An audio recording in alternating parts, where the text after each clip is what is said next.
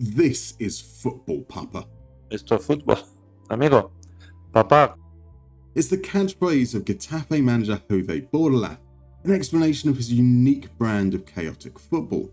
So let's try it out in FM26.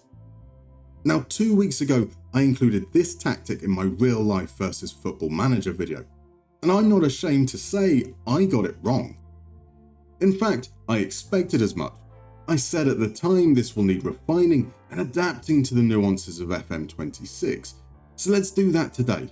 Let's dive into the nitty-gritty, understand what makes Bordalás' Getafe so compelling. We'll break down the stats, take a look at a match from last season, then put it all together with a faithful recreation. In November 2024, this sexy little graph was making the rounds. It shows Getafe played the most direct, high-tempo football in Europe's top leagues. But there was still a whole season to go, so I popped over to FBref and picked out some key statistics. Now this is all good and well. We can see Getafe had little of the ball. They attempted a lot of long passes. They didn't score much, and they underperformed their XG. But it's a big old table of numbers, which makes it hard to compare, so let's rank each metric instead. Now we can see the extremes. They complete the highest proportion of long passes, second highest proportion of progressive passes. They complete a lot of crosses. They actually generate a decent amount of shots, just poor quality. The raw numbers for out of possession are also interesting. A lot of cards, a lot of headers, which the ranks confirm, but I'd like to focus on these three columns here. They show what percentage of their successful tackles were in which zone. Getafe were really active in the middle third, moderately so in the opposition's third, and barely in their own third. That brings us to another graph from earlier in the season. It shows the average starting position where a team gains possession. Getafe, at the time, were the highest in La Liga. This is all part of a very simple game plan. Lump it forwards, fight for the second ball, hope to take advantage of some chaos. If it fails, concede a free kick or drop into a mid-block. And we can see this from the match footage. Now, for copyright reasons, I can't broadcast it, but I can animate it. These are all taken from Getafe's game against Real Sociedad, which is available to watch in full on YouTube, linked below. Whilst goal kicks often go long, if the ball ends up back with the keeper, distribution can be more varied. Players will come short, available for a pass to try and draw the opposition out a little. There is a big gap, however, to midfield. Midfielders stay high, ready to fight for those second balls. In this instance, the ball makes its way to Mir, who sends a long raking pass out to the left wing, winning a throw-in off the defender. That's a win for Getafe. They've now gained territorial advantage, and we can now see how those throw-ins become a launch point for more chaos. Late in the game, a throw-in is aimed towards Uche. He loses the aerial duel, but Yellow wins the second ball. It's not controlled. He shanks it into the air, which falls kindly for the left back. Rico waits for the run of Koba, who looks up and crosses to absolutely no one. The defender fluffs his clearance into the path of Uche, who can then square it for Perez. Perez had scored earlier in the game too, in a more traditional counter-attacking way. Uche, playing as a striker, had dropped back to help defensively. He sets Mir free. Mir sends a long ball out to Koba on the wing, who faces up his man, goes to take him on, and fails. It breaks for Rico, who can send in the cross, where Perez arrives late to fire home. Now, if I were feeling generous, I'd describe it as optimistic football. Send it forwards, hope the opposition messes up. Now, defensively, it's a lot more structured, so let's break it down by phase. From goal kicks, we see a high man-oriented press. The strikers are keyed in on the centre-backs. Mir is tight on the pivot. Everyone else is tracking a man. There is a cushion from the wingers to the fullbacks, encouraging the opposition to play into these areas. Also worth noting that the centre-backs have followed their strikers, who have split very wide. Now, I should mention that Getafe and Real Sociedad's formations matched up nicely here. Against other formations, you might see a hybrid press, where Uche drops onto the pivot and Mayol has to cut off one half of the pitch. Or you might see the wingers pinch inside to prevent central progression. When the ball is recycled back to defenders a little later in the game, we can see the mid-block. The defensive line is high but not extreme. The midfield unit is not a flat four but covering man to man. The strikers are standing off, encouraging Sociedad to bring the ball forward. Once the ball goes into the fullback, however, this is the trigger to press. Instant pressure forces a wayward pass down the line and wins a throw-in. In the defensive third, things get more compact. The central midfielders both draw over to prevent central penetration. Once the ball makes its way to the flank, Koba doubles up with Rico. Gene is tight marking his runner, which drops him into the defensive line. Mir and Perez screen the edge of the area. When the ball goes back, the screeners do not jump, they hold position. Koba engages whilst Uche tracks back to help, and the defenders deal with the danger. It isn't groundbreaking, but when combined with the hyper-aggressive, direct attacking play, it creates something that feels really unique to watch. In FM, it might look something like this. I'm going to focus on in possession first because it's the simplest. It's a 4-2-4, but I've moved one of the deep midfielders up. This is to get them higher in the initial phase, ready to fight for the second ball. Subsequently, I've added fewer forward runs so they don't push too high in the final third. The defensive midfielder stays put, so there's space for the deep line forward to drop. All of the defenders and midfielders are instructed to pass more direct, whilst the fullbacks are told to cross from deep. The wingers are told to stay wider, run wide with the ball, and cross from the byline. The left side, however, is also given freedom to roam from position, to encourage them to come inside and receive centrally from time to time. Both strikers have been told to shoot more often, whilst the poacher has also been instructed to dribble less. Team instructions are pretty standard for what we've discussed so far, as direct as possible, as quick as possible. That means we counter-attack too. Getafe games are stop-start, so we time waste and play for set pieces. In build-up, we only bypass the press. Other instructions means the goalkeeper will go long a lot, but we want to encourage the defenders to be available short every now and then. For progression, we discourage dribbling. Don't try and be fancy, just lump it forwards. In the final third, we want to hit early crosses, but we want to discourage long shots. This isn't true. Getafe take plenty of long shots in real life, but in FM26, they still take plenty enough, even if you discourage it. Out of possession is where things get complicated, so let's start with team instructions as they don't change. A mid-block, a higher defensive line. We ask the defensive line to step up more to compress the middle of the pitch.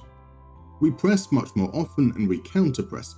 We want to concede free kicks, so we tackle harder. We want to disrupt short distribution and funnel play to the outside. In our defensive third, we want to stop crosses to encourage that doubling up behaviour from our wingers. Against a 4-2-4 or 4-2-3-1, we go with a flat 4-4-2. Our wingers have dropped into midfield, our defensive midfielders step up. This allows us to go man-to-man in initial build-up. Because of this, we ask the central midfielders to screen, to get them to drop and protect the defence in our own third. Our deep lying forward becomes a tracking forward to encourage him to come back and defend, whilst his partner stays high as the outlet. Everyone is told to tackle harder. The front four are told to press more often. The defenders are asked to mark tighter. Against a 4-2-3-1, that tighter marking means one centre-back is responsible for the attacking midfielder. Against a 4-3-3, however, I don't want him stepping up onto a central midfielder. I can't get the man-to-man coverage, so we use a hybrid press. The tracking forward now becomes a tracking attacking midfielder who will sit on the pivot.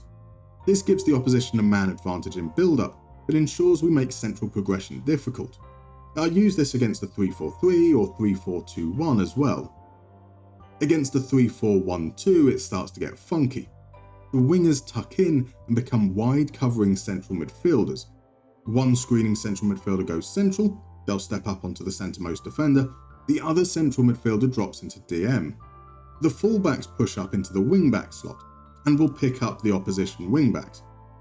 I also use this against a 4-4-2 diamond. I did warn you it gets complicated.